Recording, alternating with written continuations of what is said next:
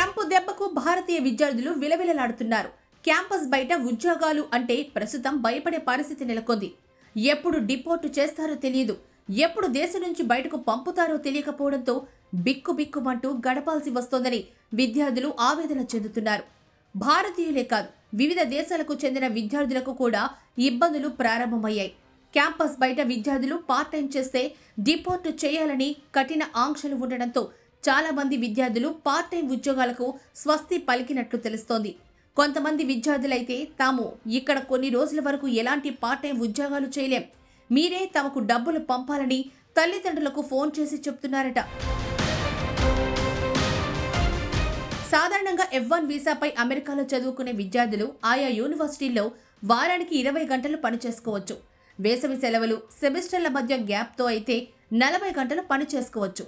కానీ భారతీయ విద్యార్థులు ఒక్కరే ఉండరు కదా. ఎన్నో దేశాల నుంచి విద్యార్థులు అమెరికాకు చదువుకోవడానికి వస్తూ ఉంటారు. ఇంతమందికి క్యాంపస్ ఉద్యోగాలంటే చాలా కష్టం. అలాంటప్పుడు ఆఫ్ క్యాంపస్ ఉద్యోగాలు చేస్తూ ఉంటారు. అంటే బయట petrol bunk, shopping malls, stores, super మార్కెట్లు లాంటి చోట్లలో పనిచేస్తూ ఉంటారు. నిజానికైతే నిబంధనలకు విరుద్ధంగా ఇలా చేయకూడదు. బైడెన్ హయాంలో నిబంధనలు అంత కఠినతరంగా అమలు కాకపోవడంతో విద్యార్థులకు ఇన్ని రోజులు ఇబ్బందులు లేకుండా పోయాయి. ట్రంప్ మాత్రం ఎన్నికల ముందే అక్రమ వలసలు, అమెరికా ఫస్ట్ అనే నినాదంతో ముందుకెళ్తామని చెప్పారు. ఇప్పుడు అన్నమాటను అమలు పరుస్తున్నారు.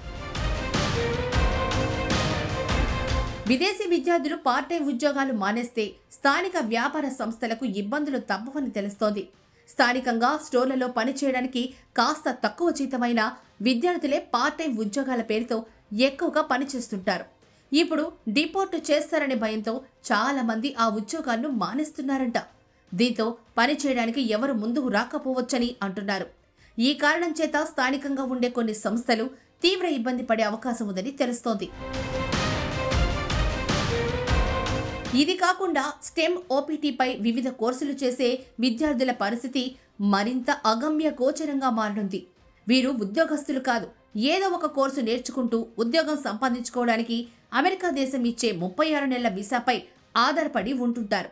వీరు కూడా పార్ట్ టైం ఉద్యోగాల్ని ఎక్కువగా నమ్ముకొని జీవిస్తుంటారు. అలాంటి వారి పరిస్థితి ఏంటో అర్థం కాని దుస్థితి నెలకొంది. స్టెమ్ ఓపీటీ వీసాలపై అమెరికాలో ఉండేవారిలో కూడా మన భారతీయులు ఎక్కువగా ఉన్నారని లెక్కలు చెప్తున్నాయి. దీంతో ట్రంప్ తీసుకున్న నిర్ణయాలు వీరికి తీవ్ర ఇబ్బందులు తెచ్చిపెట్టే అవకాశం ఉంది. అమెరికా ఆర్థిక పరిస్థితి కూడా అంతంత మాత్రంగానే ఉంది. ఇప్పటికే చాలా మంది విదేశీ విద్యార్థులు చదువులు పూర్తి చేసుకుని ఉద్యోగాల కోసం ఎదురు చూస్తున్నారు. ఇలాంటి పరిస్థితుల్లో కొత్త నిబంధనలు వారి మెడపై కత్తిగా వేలాడుతున్నాయి. దీంతో చేసేదేమీ లేక కొంతమంది స్వదేశానికి వచ్చేద్దామనే ఆలోచనలు ఉన్నట్లు తెలుస్తోంది. మొత్తానికి ట్రంప్ దెబ్బకు అమెరికాలోని భారతీయులు రోజుకో పరిస్థితిని ఎదుర్కోవాల్సి వస్తుంది.